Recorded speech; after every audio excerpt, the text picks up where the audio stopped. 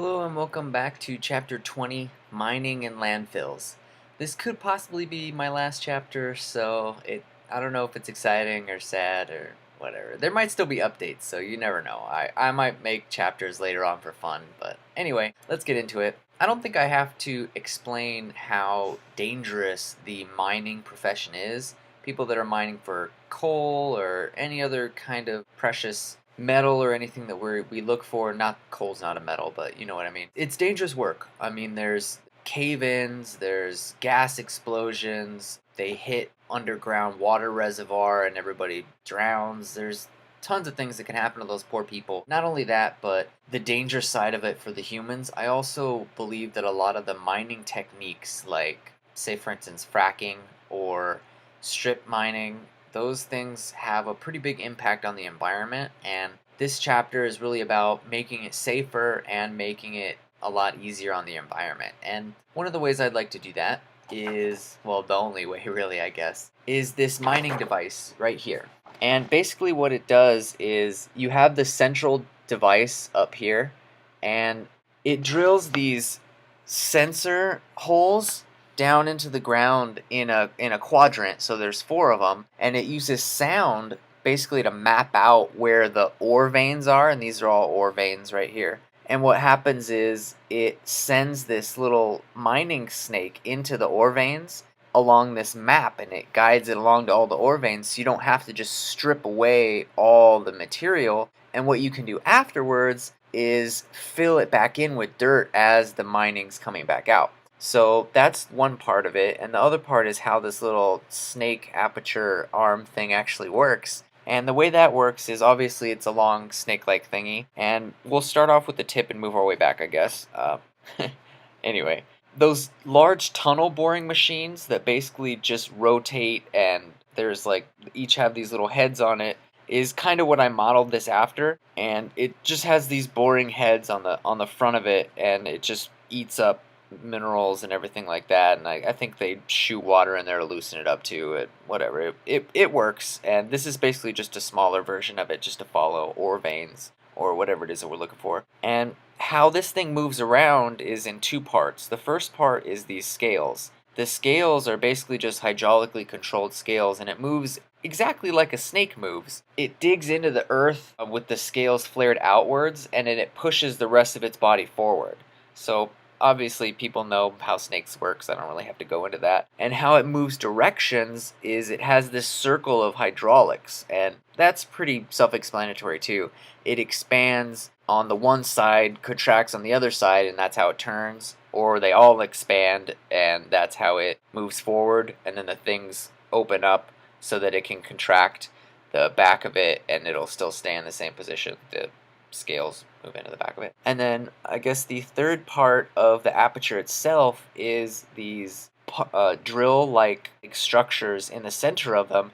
And old pumps, how we used to pump water in the old days, is they just have this screw basically, and they'd have it in a pipe, and they'd turn it, and it would basically screw all the water up into it onto like a trough, and then it would go off to wherever they needed it.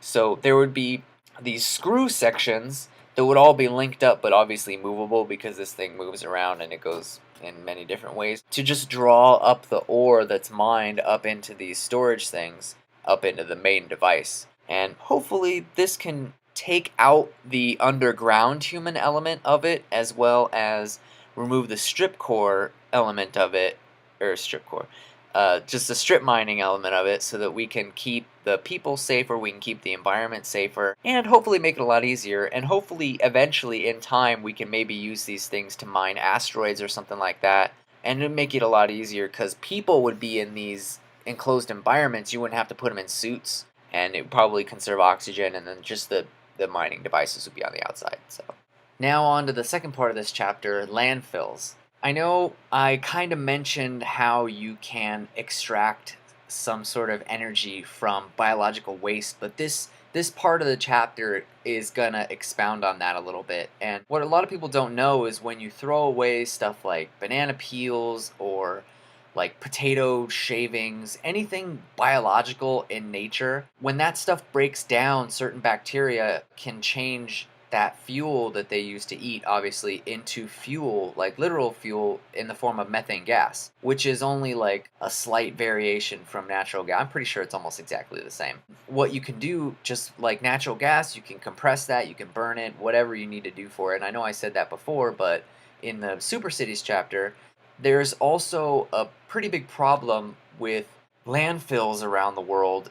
They're spread out so far, and you have to have vents on them because they build up pressure, and you never know what kind of materials can be in there, what kind of toxicity can be in there, and you're just kind of leaving that off on its own. That it could maybe leak into a water table and poison something somewhere. You never know. I know they choose their sites pretty well, and they try to get them away from any sort of natural water reserve or anything like that, but you never know. The earth shifts and moves all the time, and you don't want one of those things to break open and it to finally. Plus, the secondary reason for wanting to kind of get a hold of these things is to just reclaim that material. There's a lot of metal or glass or stuff down there that just is going to waste in the earth again. And it's like, well, why would you put stuff in the earth when you just have to go back in there and mine it again later? It's like, that's kind of self-defeating, that you're making more work for yourself later. It's like, let's stop doing these things. Let's get into the habit of recycling as a culture,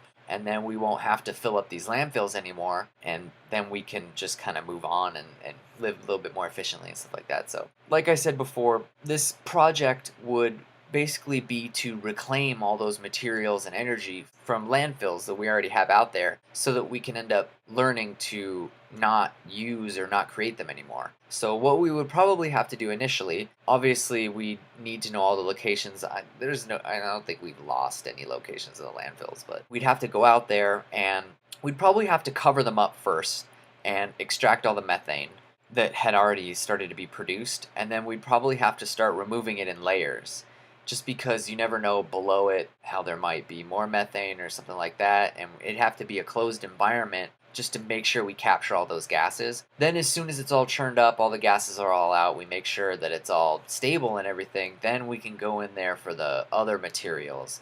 Hopefully all the paper and stuff like that and other biological stuff has decomposed and everything, and then we can basically just run it through like a big particulate filter, so that we can get out all the big stuff and then filter it out lower and lower and lower until we get all the non-biological stuff out of it. Then we're just left over with pieces of plastic, glass, metal, stuff like that, and then all we have to do is just separate it at that point. Separate all the metals, melt those down, and separate all the glass and melt those down, reuse those, different things. Some people are like, well, I'm sure some of you might have seen the movie WALL-E, and that's kind of the reason why I wanted to make this chapter, just because eventually we're all going to be wallowing in our own garbage, and it's going to be, oh, and the movie Idiocracy, where there's just piles of garbage. There's a couple different movies, and a couple people obviously think the same way I do, so they kind of want to get rid of all that stuff too. And a lot of people don't know this, but there's a lot of trash floating around the ocean. I'd really like to put a stop to that too. Go out there and